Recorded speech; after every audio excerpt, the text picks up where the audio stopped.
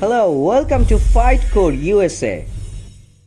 The heel hook, also known as the Texas cloverleaf, is considered by many to be the most dangerous submission in all of grappling. Even the greatest MMA fighters in the world fear the smooth, and it has ended countless MMA careers. In fact, it's so vicious that when it's applied properly, there is literally no escape, and it attacks one of the most important and commonly used joints in the human body, your knee. But it doesn't attack the knee joint itself. Instead, it attacks the ligaments that run up and down your shin and knee, causing an extreme amount of pain. And if you don't tap out immediately, it can pull and tear these ligaments, ending your career. That is how powerful and dangerous this move is. In today's video, we're going to take a deep look at what exactly makes the heel hook so dangerous, how it was invented by Royce Gracie back in the early days of the UFC, what makes it so effective against some of the best MMA fighters in the world. And finally, why even the smallest 125-pound female fighters can use it to submit huge 265-pound opponents like Jeff Monson. Also, if you want to learn how to apply the heel hook yourself, stick around until the end of the video where I show you exactly how to do that. Royce Gracie, who was a pioneer of Brazilian Jiu-Jitsu, created the heel hook while he was competing for the UFC. Back then, the UFC was essentially a no-holds-barred event with very few rules. There were no weight classes, meaning that smaller fighters like Royce had to defend themselves against much larger opponents. Due to the limited rules, fighters could gouge out each other's eyes, bite off of ears, stomp on fingers, and use any dirty trick necessary to win. Royce found himself in a lot of tough situations, having to defend against much larger opponents, so he came up with new and innovative ways to overcome the size disadvantage he had against his opponents. This included applying submissions that targeted larger joints, such as the knee and the shoulder. For example, in the early UFC events, Royce would apply a move called the cross-colored choke, which targeted the shoulder joint. This move became known as the flying armbar. Later on in the UFC, Royce was always looking for ways to improve his game and find weaknesses in his opponents. He discovered that most fighters leave their knees undefended because they didn't realize how vulnerable this joint actually is. All it takes is one well-placed knee injury, and a fighter will be unable to compete.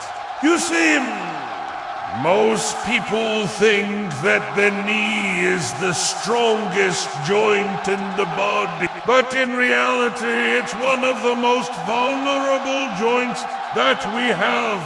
If you break someone's kneecap, for example, it'll likely end their career. If you break their knee, it could end their career. Even a sprained knee can be devastating. Think about it. If you're an athlete and you sprain your knee, you won't be able to train for weeks or months. During that time, your competitors will train and get better while you sit on the sidelines. This puts you at a huge disadvantage. When you come back, you'll be fighting against fresh opponents who are now better than you because they trained while you were injured. And if you get injured again, it could be lights out for your career. Because of this, fighters rarely target the knee because they don't want to risk injuring themselves. But that leaves a huge opening for someone to exploit. Royce recognized this and started working on a submission that would attack the knee in a way that would uninjure the person applying it. After experimenting with a few different ideas, he came up with the heel hook which quickly became one of his go-to moves. It proved extremely effective in the early UFC events and caused him very little risk. That's because the heel hook doesn't actually injure your kneecap or knee itself. Instead, it targets the ligaments that run up and down your As long as you know what you're doing, it's relatively safe for the person applying the move, making it ideal for smaller fighters who need to defend themselves against bigger opponents. If you look at some of the biggest and most dominant champions in the history of the UFC, you'll notice that they all have one thing in common.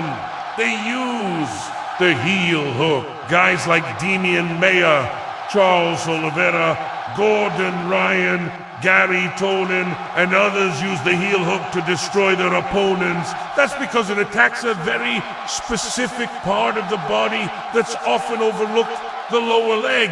Many fighters don't spend much time training the lower leg because they don't get it taped out very often. However, it is a very common tactic in judo and jiu-jitsu to attack the lower leg with moves like the heel hook. Royce Gracie was one of the first people to popularize this type of submission in MMA. And now, some of the best grapplers in the world use it to finish fights.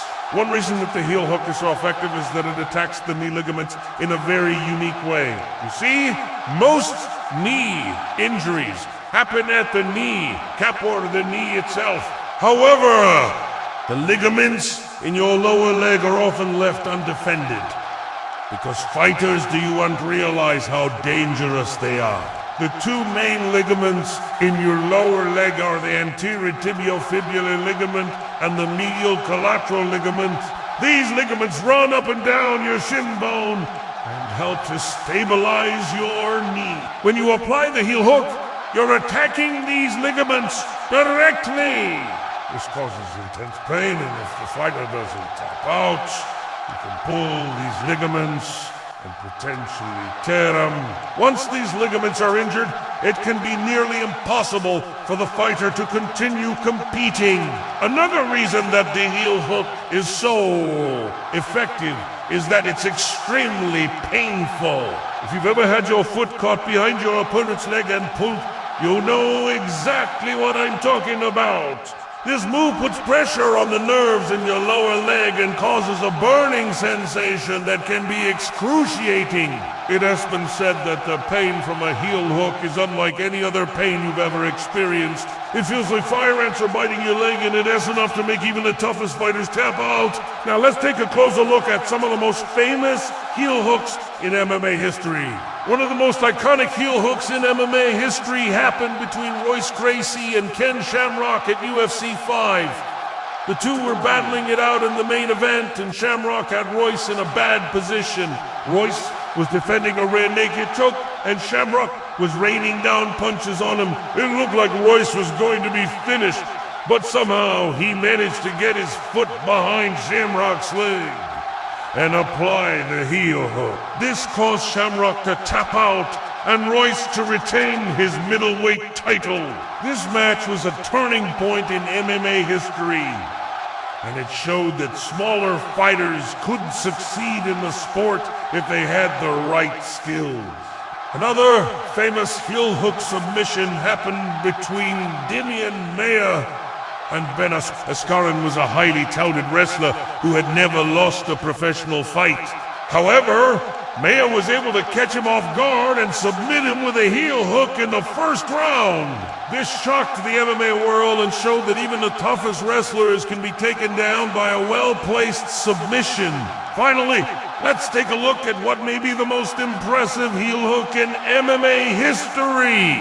This happened between the female judo practitioner Stephanie Frampton and the giant Jeff Monson, who's 6'3" and 265 pounds.